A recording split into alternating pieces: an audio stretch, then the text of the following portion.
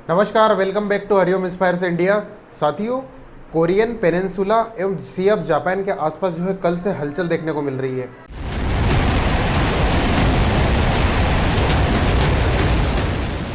North Korea ने वहां पर जो बैलिस्टिक मिसाइल है उसका परीक्षण किया है या फिर बैलिस्टिक मिसाइल को जो है सी ऑफ जापान में दागा है। इजराइल और ईरान युद्ध के बीच में नॉर्थ कोरिया ने अपनी बैलिस्टिक मिसाइल को सी ऑफ जापान में फायर किया है और लगभग 10 मिसाइल के आसपास जो है सी ऑफ जापान में नॉर्थ कोरिया ने दागी है। साथियों, इजराइल एवं ईरान का जो युद्ध है वो अपनी चरम अवस्था पर चल रहा है और इसी के बीच में कहीं ना कहीं नॉर्थ कोरिया का बीच में कूदना एक बड़ी आहट का जो है वो संकेत दे रहा है कहीं। और इसी के बीच में नॉर्थ कोरिया का कहीं ना कहीं बीच में कूदना नॉर्थ कोरिया यानी कि सी ऑफ जापान में हलचल का जो है कहीं ना कहीं एक बड़ा संकेत या फिर युद्ध एक और नए युद्ध का जो है एक संकेत की ओर इशारा कर रहा है। तो ये खबर कल ही आ चुकी थी कि नॉर्थ कोरिया फायर से 10 ballistic missiles around sea of Japan, यानी कि इसके चलते कहीं ना कहीं इतना ज़बरदस्त तरीके से मिसाइल फायर की गई थी जिसके चलते जापान में जो है अलर्ट जारी कर दिया गया था जापान की गवर्नमेंट के द्वारा। नॉर्थ कोरिया के द्वारा जो ये मिसाइल लॉन्च की गई है एक्चुअल में nuclear capable multiple rocket launcher missile है।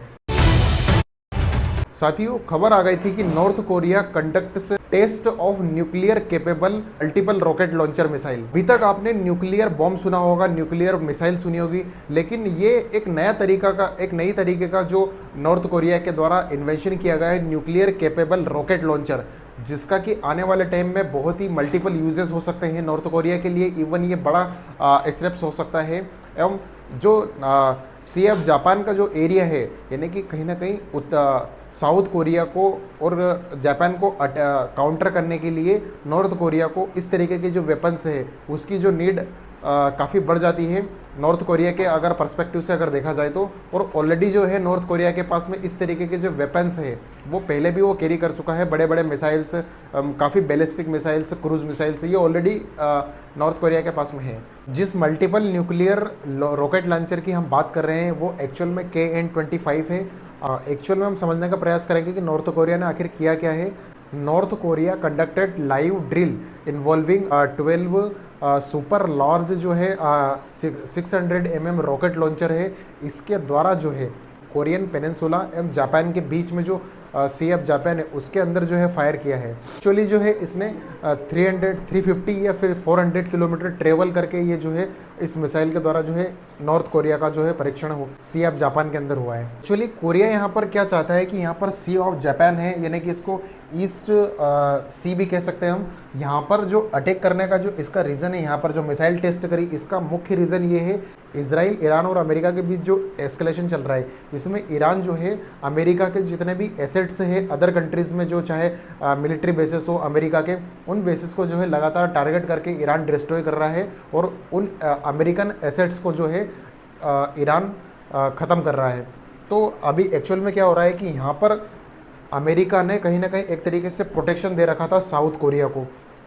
यानी कि एक नॉर्थ कोरिया एक साउथ कोरिया। अब साउथ कोरिया से क्या हो रहा है कि यहाँ पर जो मिलिट्री एसेट्स थे वो अमेरिका जो है मूव कर रहा है अदर कंट्रीज़ में, या फिर जहाँ पर भी जो है ईरान को काउंटर करने के लिए कहीं ना कहीं साउथ कोरिया से अमेरिका ने अपने जो एसेट्स है, चाहे मिसाइल लॉन्चर हो चाहे रॉकेट लॉन्चर हो, जो भी मिलिट्री इक्विपमेंट है उनको मूव करवा रहा है। ऐसे में क्या हो रहा है कि यहाँ पे कि नॉर्थ कोरिया इस बात का ध्यान रखते हुए, इस बात को अपॉर्चुनिटी में देखते हुए कहीं ना कहीं, या फिर एक तरीके से यूँ भी कह सकते हैं कि खौफ का माहौल पैदा करने के लिए भी जो है सी ऑफ जापान है इसमें जो है कंटिन्यूसली मिसाइल का परीक्षण कर रहा है। एक अपॉर्चुनिटी के तौर पर जो है नॉर्थ कोरिया ऐसा कर रहा है। और एक तरीके से ऐसे भी देख सकते हैं हम कि कहीं ना कहीं खौफ फैलाने के लिए जापान के अंदर और साउथ कोरिया के अंदर भी नॉर्थ कोरिया इस तरीके की चीज़ें जो है वो कर रहा है सी ऑफ जापान में। यहाँ पर जो छोटे छोटे आइलैंड्स बने हुए हैं यानी कि ये जापान के आइलैंड्स है, इनको कहीं ना कहीं टारगेट करते हुए इसका जो है परीक्षण किया गया है। यूएसए ने ये प्रेडिक्शन नहीं किया था कि ये वॉर इतने दिन चलने वाली है। इजराइल और ईरान के बीच इस युद्ध के वॉर के बीच में यूएस कहीं ना कहीं फंस चुका है और इतना प्रेडिक्शन नहीं कर पाया था कि ये युद्ध इतना लंबा चलेगा, ईरान के ऊपर बाकायदा इसको अमेरिका के द्वारा काबू पा लिया जाएगा। तो कहीं ना कहीं एक तरीके से ट्रंप की जो पॉलिसी है वो फेल मारती हुई नजर आई है। अब ऐसे में क्या हो रहा है कि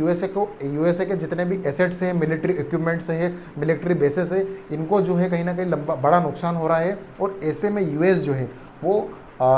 साउथ कोरिया से जो अपने इक्विपमेंट है, यानी कि थर्ड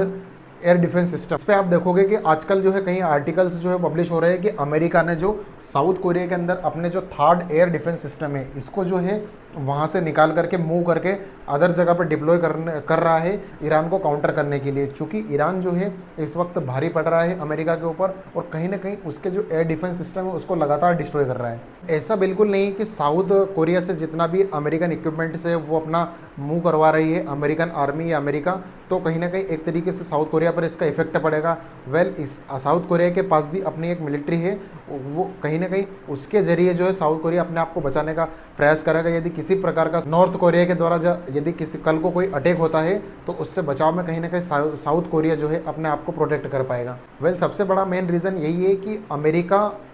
ईरान को काउंटर करने के लिए अपने सारे जो इक्विपमेंट्स है, चाहे अभी कल को जो है कहीं ना कहीं अपनी आर्मी को जहाँ जहाँ भी डिप्लॉय कर रखा है वो ईरान को काउंटर करने के लिए कहीं ना कहीं आर्मी को भी उतार दे। तो देखना होगा कि आगे चलकर इस जियोपॉलिटिक्स में क्या होगा, ईरान इजराइल वॉर में अमेरिका कहाँ तक पिसता हुआ चला जाएगा। बाकी आपकी क्या राय है कमेंट बॉक्स में जरूर कमेंट करिएगा। Thank you so much.